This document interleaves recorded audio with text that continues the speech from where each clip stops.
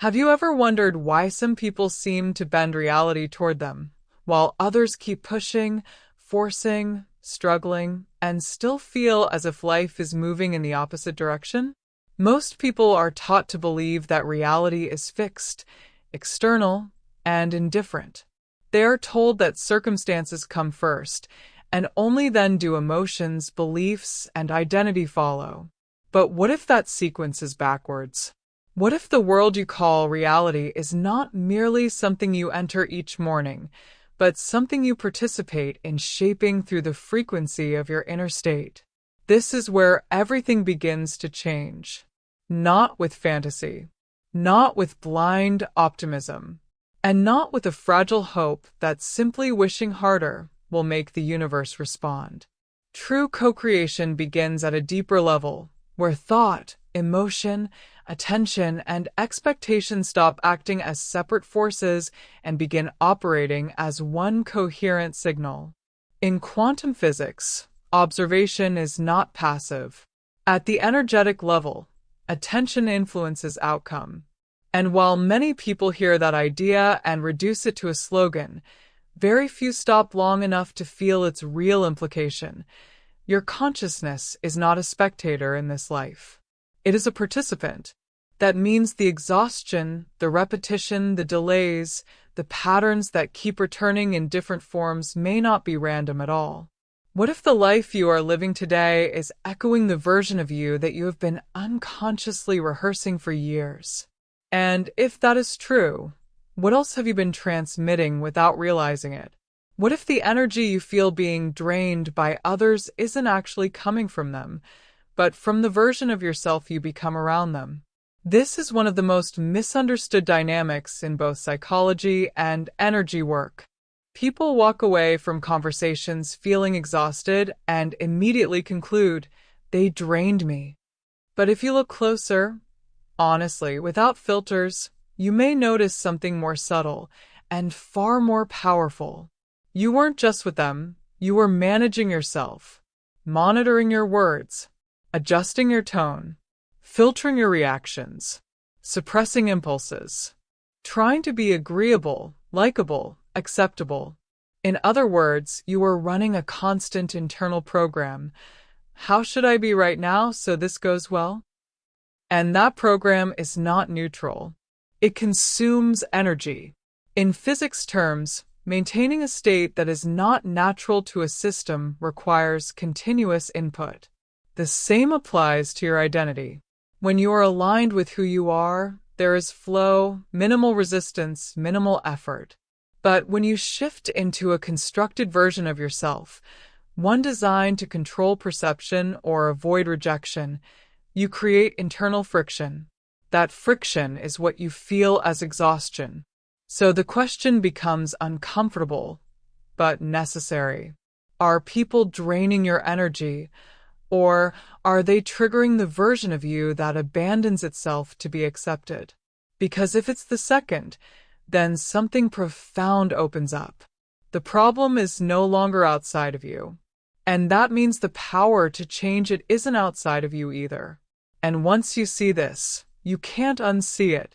If this is shifting something in you, take a second to subscribe and like the video, because what comes next will challenge the way you see yourself even deeper.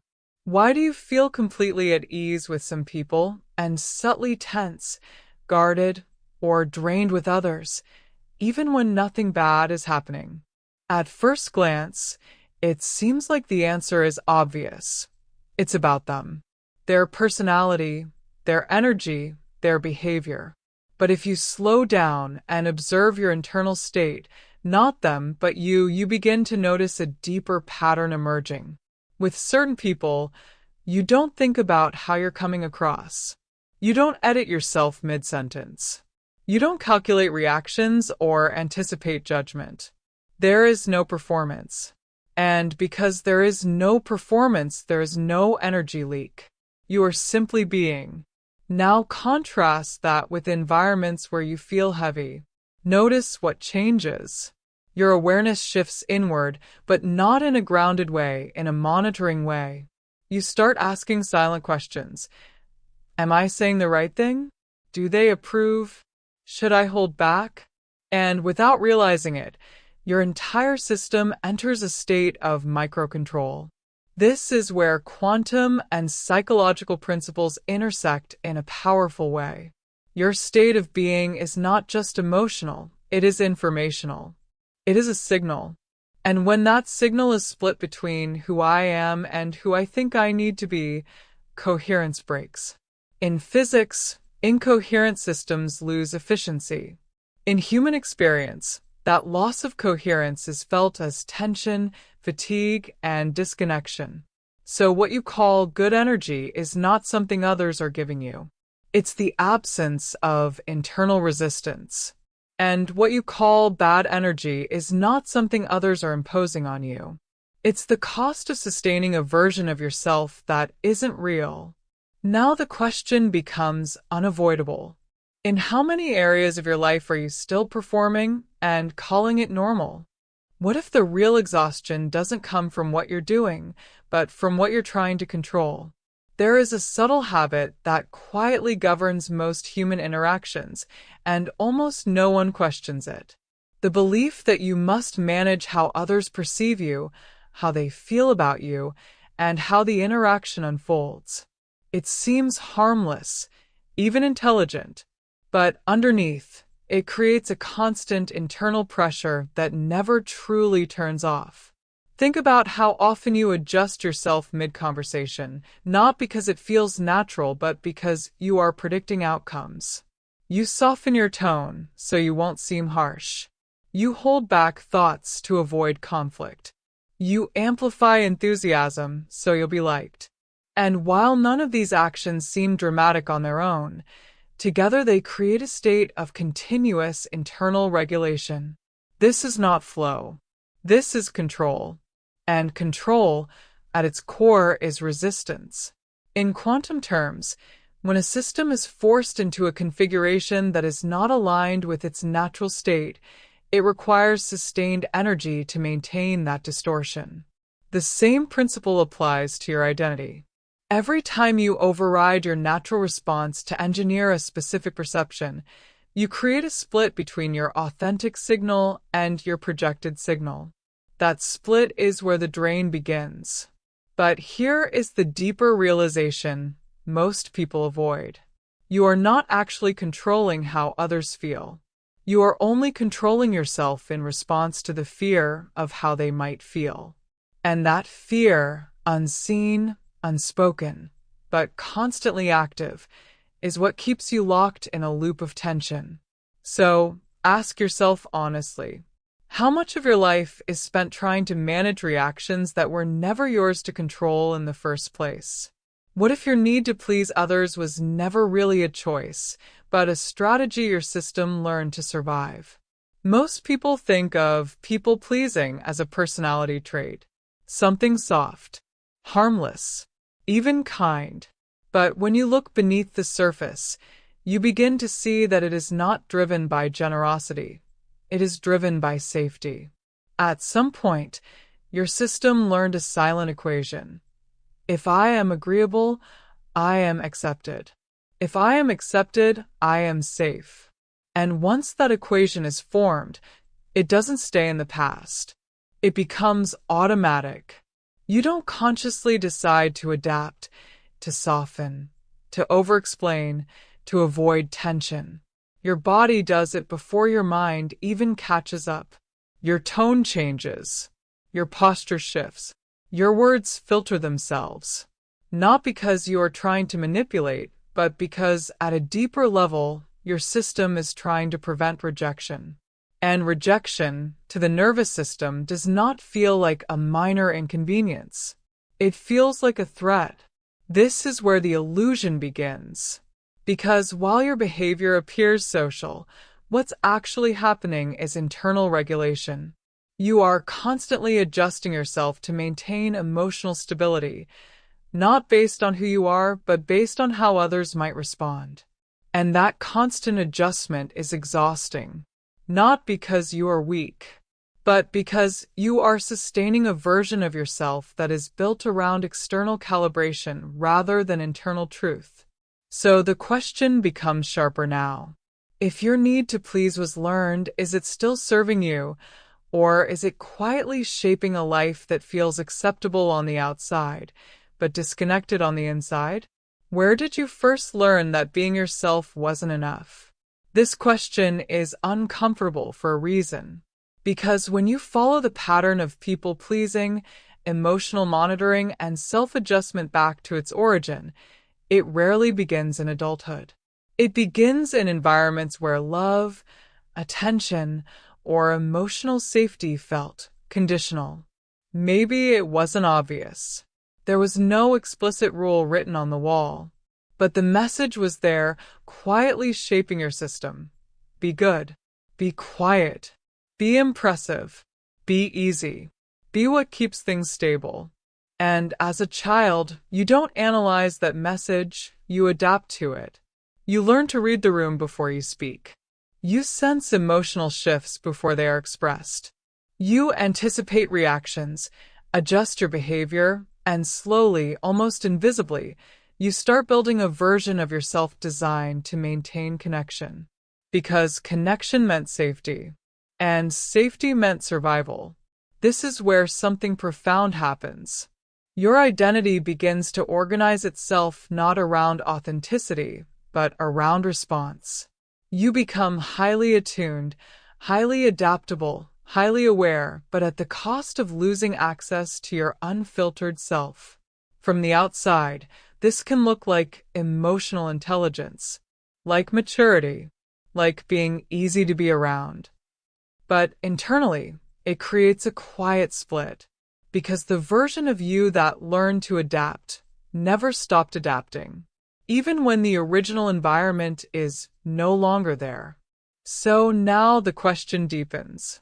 Are you still responding to a world that exists today, or to emotional patterns that were formed in a completely different version of your life? What if the version of you that feels natural today was never truly chosen, but quietly decided long ago? At a certain point in your early life, something subtle but powerful happened. You didn't just adapt your behavior, you formed an identity around what seemed to work. You noticed which version of yourself received approval, which one avoided tension, which one created connection. And without realizing it, you made a silent decision. This is who I need to be. Not as a conscious declaration, but as a pattern repeated enough times that it became automatic. From that moment on, your system stopped asking, "Who am I?" and started reinforcing, "Who must I be to belong?" And this is where identity becomes self-perpetuating. Because once you internalize a role, whether it's the agreeable one, the strong one, the invisible one, the caretaker, you begin to filter reality through it. You interpret interactions based on it. You behave in ways that confirm it. And then the external world reflects it back to you, reinforcing the illusion that this is simply who you are. But it isn't. It's who you learn to be. In terms of co-creation, this is critical, because reality does not respond to your intentions, it responds to your identity. The signal you emit is not based on what you want, but on what feels familiar, stable, and true within your system. So even if part of you desires freedom, authenticity, or expansion, another part may still be committed to maintaining the identity that once kept you safe. And that creates an invisible conflict. So now ask yourself, honestly, if your current identity was shaped by past conditions, is it still aligned with the life you are trying to create now? Why does the need for validation never seem to end, no matter how much approval you receive? At first, it feels logical.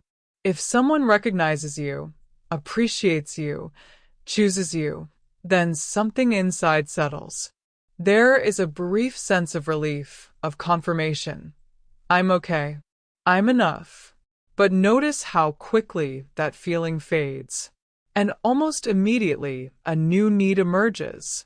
More recognition, more reassurance, more proof. This is where most people misunderstand the mechanism. They believe they are lacking something externally, so they try to accumulate validation as if it were a resource. But validation does not work like that, because what you are actually trying to fill is not outside of you. It is an internal gap. When your sense of self is built on how others respond to you, every interaction becomes a measurement. Every silence becomes a question. Every shift in someone's tone or attention becomes something to interpret. And your system stays alert. Not because you are insecure by nature, but because your identity is still waiting for confirmation from the outside to stabilize what has not been anchored within. From an energetic perspective, this creates a constant outward projection. Your attention is not resting in who you are, it is extending outward, seeking feedback, scanning for signals, adjusting based on response. And that outward orientation is what creates the emptiness. Because no matter how much you receive, it never lands fully. So the question becomes inevitable. What would change in your life if you stopped trying to be validated and started becoming someone who no longer needs to ask? Why do you keep finding yourself in the same kinds of relationships, even when you consciously want something different? At some point, it stops feeling like coincidence. Different faces, different names, slightly different stories, but the same emotional pattern underneath. The same dynamics, the same tension, the same outcome. And naturally, the mind looks outward for explanations. I just attract the wrong people. There aren't many good options. It's bad luck. But if you pause for a moment and look deeper, not at them, but at the pattern itself, you begin to see something far more revealing. You are not just attracting people. You are resonating with familiar dynamics. Every belief you carry about yourself, about love, about connection, creates a kind of internal blueprint. And that blueprint doesn't just influence how you behave. It influences what feels normal, what feels exciting, what feels right. Even when right is not healthy. This is where quantum and psychological principles align again. Your system does not prioritize what is best. It prioritizes what is familiar. Because familiarity equals predictability. And predictability, to the nervous system, equals safety. So if you learned early on that love involves effort, uncertainty, emotional inconsistency, or needing to prove your worth, you won't just tolerate those dynamics. You will feel drawn to them, not consciously, but energetically. And this is why change feels so difficult. Because you're not just trying to choose something new, you're trying to step outside of what your system recognizes as real. So the question now becomes sharper. Are you truly choosing your relationships, or are your patterns choosing them for you? Why do you keep giving more, trying harder, and still end up feeling unseen, unfulfilled, and strangely empty? At first, it feels like generosity, like care, like love.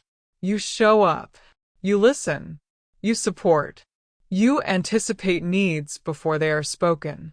And on the surface, it looks like strength. But beneath that effort, there is often a quiet expectation. If I give enough, if I show enough, if I become what they need, I will finally be valued. This is where codependency begins to reveal itself, not as weakness, but as a pattern of misplaced responsibility. Because without realizing it, you start tying your sense of worth to how much you can hold, fix, or improve in someone else's experience. You become the stabilizer, the one who adjusts, the one who absorbs tension so things don't fall apart. And for a while it works. You feel needed, important, connected.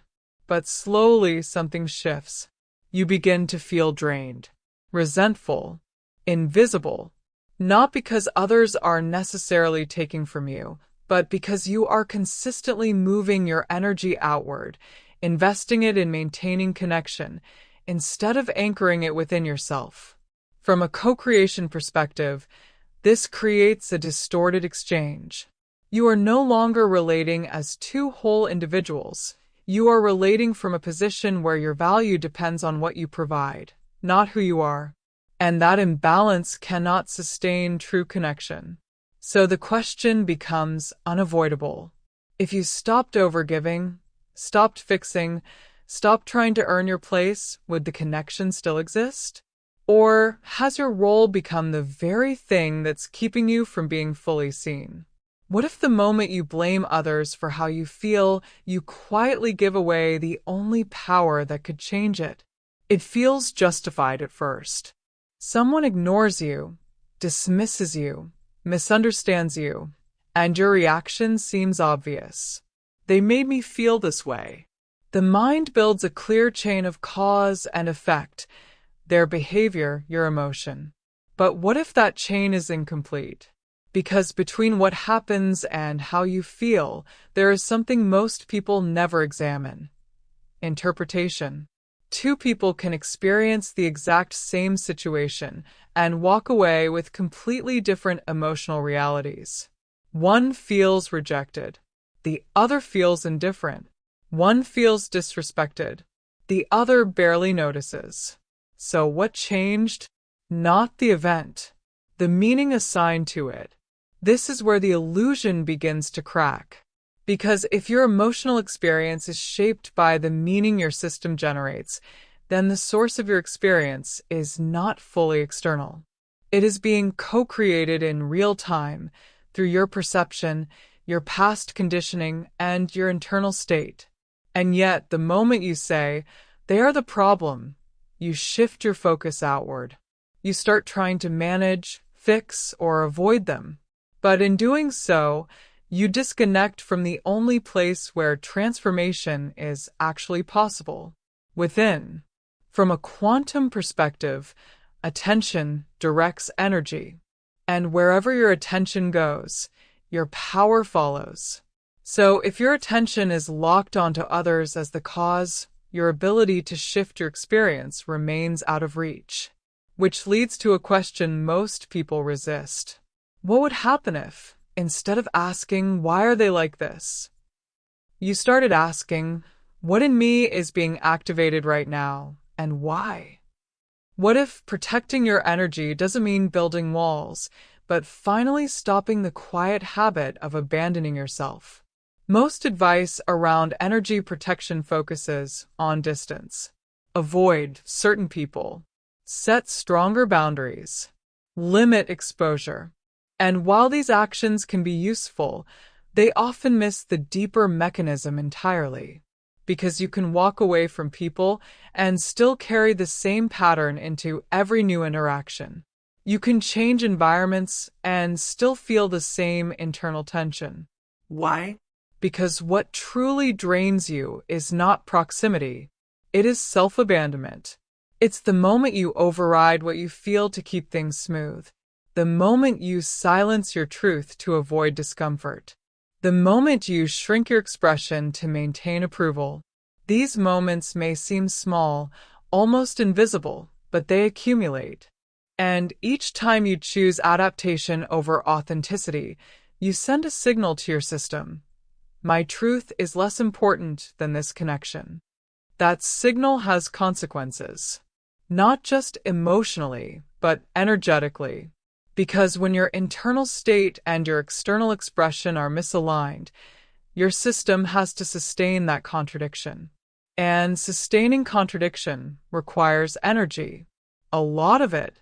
So instead of asking, "How do I protect myself from others?" a more precise question begins to emerge. Where am I leaving myself to keep this interaction intact? Because real protection is not about withdrawal. It's about integrity. It's about remaining connected to yourself, even in the presence of others. And here is the shift most people never consider. When you stop abandoning yourself, you don't need as much protection, because there is far less to recover from. What if the tools, rituals, and techniques you rely on don't actually change your reality, but only reflect what you already believe is possible? This is where many people get stuck without realizing it. They search for the right method, the perfect affirmation, the most powerful visualization, the exact sequence that will finally unlock results. And when something works, they attribute the change to the tool itself. But look closer. Why does the same technique transform one person's life and do almost nothing for another? It's not the method. It's the meaning behind it. From a quantum perspective, energy does not respond to form. It responds to coherence. And coherence is not created by what you do, but by what you believe is real, allowed, and available to you. The tool is simply a container. What activates it is your internal permission. If you believe something can shift, your system aligns. Your thoughts, emotions, and expectations begin to synchronize. And that alignment creates a signal, clear, stable, and effective. But if you're using a technique while internally doubting, questioning, or waiting for proof, you create interference. The signal becomes fragmented. And fragmented signals do not produce consistent outcomes. So the real mechanism is not external. It's internal authorization. This changes everything. Because it means you are not dependent on finding the right method. You are dependent on becoming someone who allows the outcome to feel natural, possible, and safe. So now the question deepens. What are you still waiting to believe is possible before you finally give yourself permission to experience it?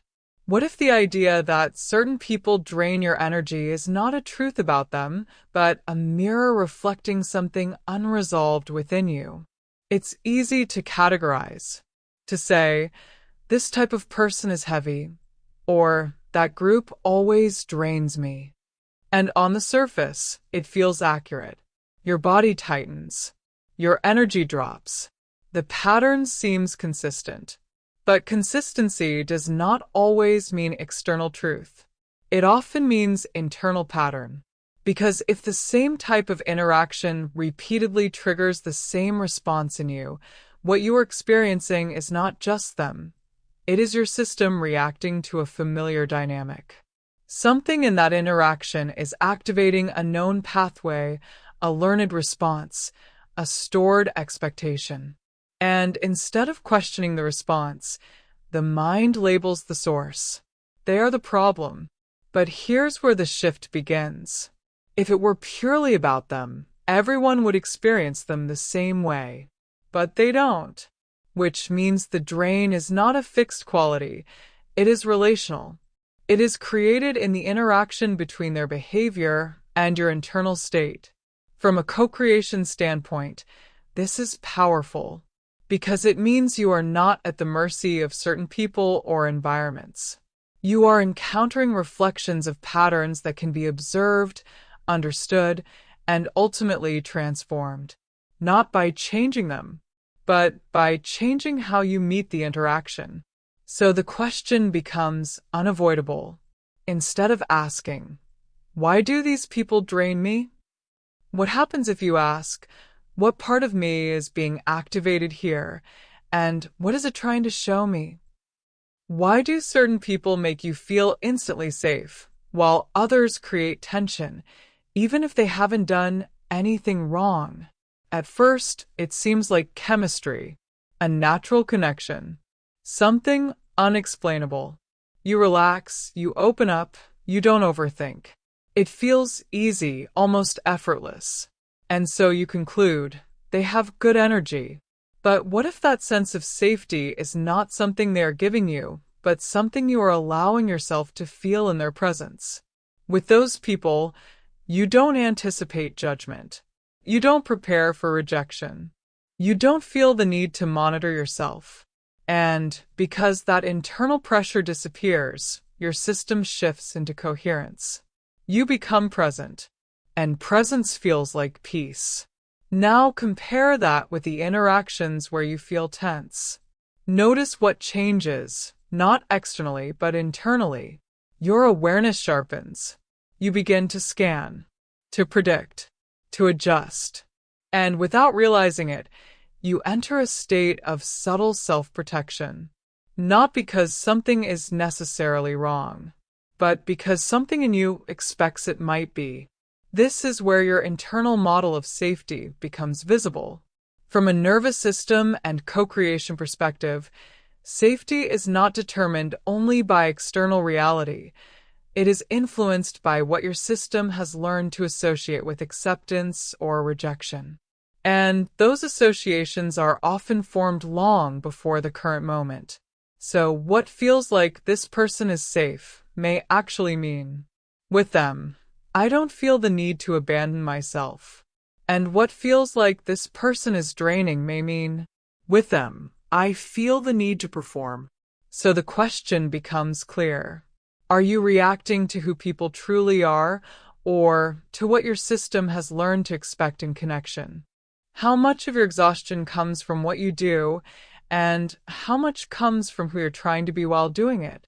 There is a kind of fatigue that sleep does not fix, a heaviness that lingers even when nothing objectively demanding has happened. And most people misinterpret it.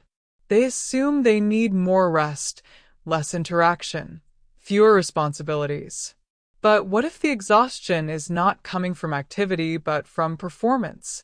Think about how often you enter a space already preparing what to say, how to say it, how to be perceived.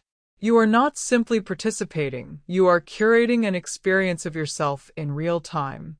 And that requires effort, continuous, invisible effort, because you are not just engaging with the moment, you are managing an identity within it. You are maintaining a version of yourself that feels acceptable, appropriate, or advantageous. And every time that version differs from what you naturally feel, your system has to bridge the gap. That gap is where energy is lost. From a system's perspective, this is inefficiency. From an emotional perspective, it feels like depletion. And over time, it becomes normalized. You stop questioning it. You assume this is just how social life works. But it isn't. There is a state where interaction does not require constant adjustment, where expression is not filtered through fear or strategy, where presence replaces performance. And in that state, energy does not drain. It circulates. So now the question becomes impossible to ignore. If you removed the need to perform, how much of your exhaustion would disappear on its own?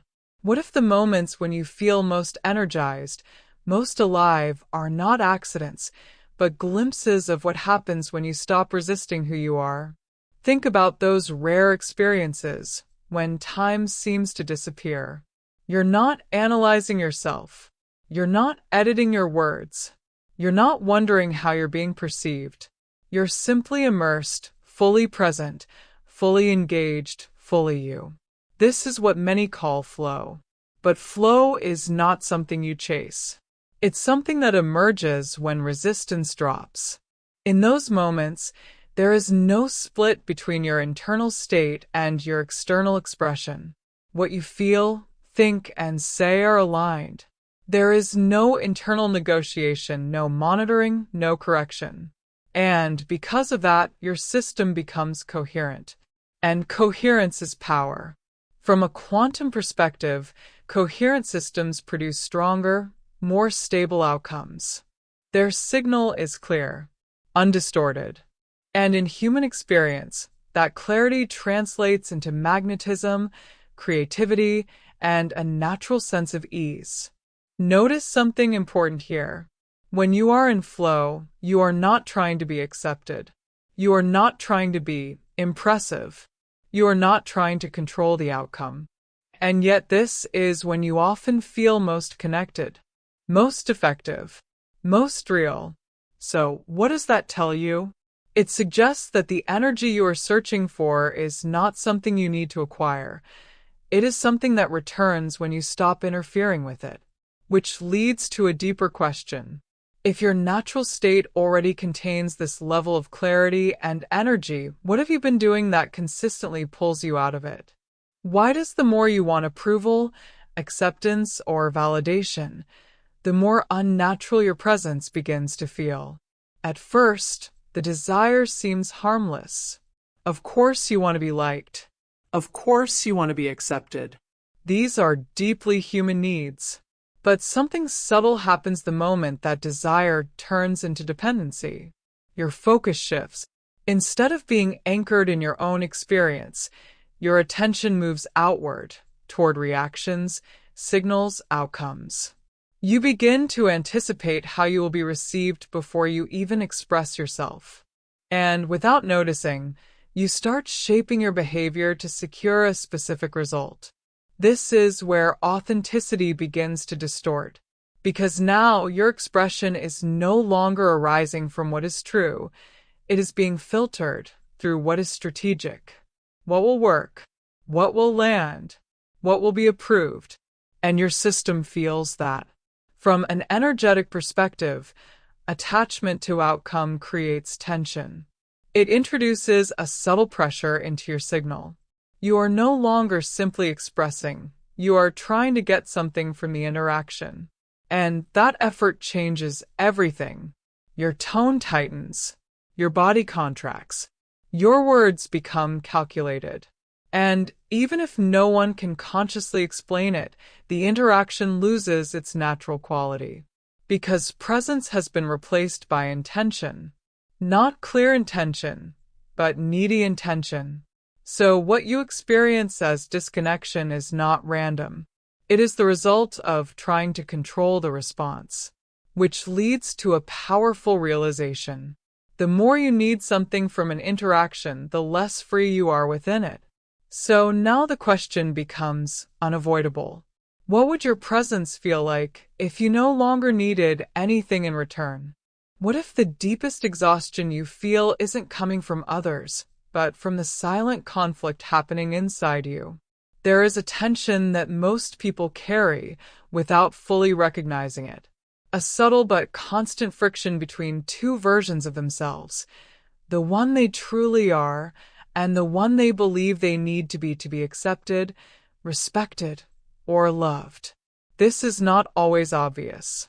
From the outside, everything can look normal. You speak, you interact, you function. But internally, there is a negotiation happening in real time. A filtering process. A quiet editing of thoughts, emotions, impulses. And every time you override what is natural to maintain what is acceptable, that conflict deepens. Because your system is holding two signals at once. One says, "This is what I feel, think, and want." The other says, "This is what I should express." And those signals are not aligned. From a quantum perspective, this creates incoherence. And incoherence weakens the clarity of your output. It fragments your presence. It divides your energy. And over time, it leads to a sense of disconnection, not just from others, but from yourself. This is why certain interactions feel so draining, even if nothing dramatic is happening. You are not just engaging externally. You are managing an internal contradiction. And that contradiction is unsustainable. Because the more you live from the acceptable self, the more distant the real self becomes. And that distance is felt as emptiness, fatigue, and sometimes even confusion about who you really are. So the question now becomes unavoidable. How long can you continue sustaining a version of yourself that requires you to suppress the one that is actually true? What if the parts of you that you hide the most are the very parts that hold your real power? There is a side of you that rarely gets expressed, not because it isn't there, but because at some point it felt risky to show. Maybe it was too direct, too emotional, too intense, too honest. And so, slowly, you learn to contain it, to soften it, to edit it, to replace it with something more acceptable. And over time, that hidden side became what many would call your shadow. But the shadow is not negative. It is unexpressed truth. It is everything in you that did not feel safe to exist openly. Your assertiveness, your boundaries, your raw honesty, your desire to say no without guilt, your capacity to take space without apology. And here is the paradox most people miss. The more you suppress these parts, the more energy it takes to maintain the version of you that replaces them. Because suppression is not neutral. It requires effort, constant effort. From a co-creation perspective, what you hide does not disappear. It becomes part of the signal you emit unconsciously. It shapes your reactions, your tolerances, your patterns, often in ways that contradict what you consciously want. This is why integration matters. Not expression without awareness, but permission without rejection. To integrate your shadow is not to become someone else. It is to become whole. To allow the full range of your truth to exist without fragmentation. And when that happens, something shifts. You stop performing balance and start embodying it. So now the question becomes deeper. What part of you have you been afraid to show that might actually be the missing piece of your freedom? What if becoming a better person was never the goal, but becoming a more honest one is? There is a common misunderstanding around growth. People believe it means becoming calmer, more positive, more agreeable, more controlled. They try to eliminate discomfort, remove intensity, and refine themselves into something that appears balanced. But often what they are actually doing is refining the mask. Because true growth is not about removing parts of yourself. It is about integrating them. When you begin to allow your darker traits, your anger, your directness, your refusal, your boundaries, you don't become negative. You become complete. You stop forcing yourself into unnatural shapes just to maintain harmony. And that changes your entire energetic structure. From a quantum perspective, coherence is not created by perfection. It is created by alignment. When all parts of a system are allowed to exist and organize together, the signal becomes stronger, more stable, more real. But when parts are suppressed, hidden, or rejected, the system fragments. This is why trying to be good all the time is exhausting, because you are constantly filtering out what does not fit the image. And filtering creates resistance. Integration removes it. This doesn't mean reacting impulsively or expressing everything without awareness. It means acknowledging what is true within you and choosing to express it with clarity rather than suppression. Because suppression distorts, clarity aligns, and alignment is what creates real presence. So now the question becomes precise. Are you trying to become someone better, or are you finally ready to become someone real? What if your freedom doesn't begin when people understand you, but when you stop trying to manage how they feel about you? There is a hidden responsibility that many people carry without realizing it. The belief that you are, in some way, responsible for other people's emotional reactions. So you adjust. You soften your truth. You delay your honesty. You over-explain, over-accommodate, overcompensate, all in an attempt to keep others comfortable. But look closely at what this creates. Instead of expressing yourself and allowing others to respond, you begin pre-managing their response before it even happens. You try to predict discomfort and eliminate it in advance. And in doing so, you step out of authenticity and into control. Not control of them. Control of yourself in response to them. This is where your energy gets trapped, because you are no longer free to simply be. You are constantly calibrating your expression based on imagined outcomes. And that constant calibration creates tension, hesitation, and internal noise. From a co-creation perspective, this splits your signal. Part of you wants to express truth. Another part wants to maintain approval. And that division weakens your presence. But something powerful happens the moment you release that responsibility. Not by becoming indifferent, but by recognizing a simple truth. Other people's emotions are shaped by their perceptions, their history, their internal state, not by your existence. And when you stop trying to manage what is not yours, your system reorganizes. You become clearer, simpler, more stable. So the question becomes undeniable. What would your life feel like if you allowed others to have their reactions, without making them your responsibility? What does it actually mean to become who you are when so much of who you've been was shaped by others? At some point, growth stops being about improvement and becomes about separation. Not physical separation, identity separation. Because the beliefs you carry, the behaviors you repeat, the way you relate to yourself, much of it was formed in response to environments that are no longer present. Family dynamics, cultural expectations, emotional patterns that once made sense, once kept you safe, once helped you belong. But now, they may be limiting you. This is where individuation begins. Not as rebellion, not as rejection, but as discernment. The ability to look at what you've inherited, beliefs, roles, expectations, and ask, is this actually mine? Or is this something I adopted to stay connected, to be accepted, to avoid conflict? Because until you ask that question, you will continue living from structures that were never consciously chosen.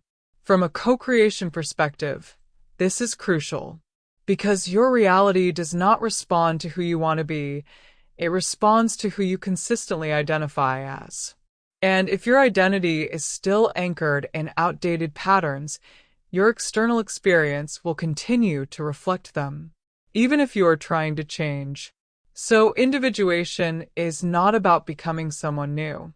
It is about removing what is not truly you, layer by layer, belief by belief, reaction by reaction, until what remains is no longer a constructed version, but an expressed one. And that process requires courage, because as you let go of what once defined you, there is a moment where you don't yet know who you are without it. So the question becomes real. Are you willing to release the identities that kept you safe, to discover the one that sets you free? What if your energy was never something you had to protect, but something that naturally expands the moment you stop needing reality to behave a certain way? At the deepest level, exhaustion is not just about people, situations, or past patterns. It is about resistance. The subtle, constant tension between what is happening and what you believe should be happening instead. You want approval, and when it's not there, you contract. You want understanding, and when it doesn't come, you tighten. You want things to go a certain way, and when they don't, your system begins to push against reality. And that push is where energy is lost, because resistance is effort without alignment. From a quantum perspective, coherence emerges when there is no internal opposition. When your state is not dependent on external outcomes, your signal stabilizes. It becomes consistent, grounded, clear. And that clarity changes how you experience everything.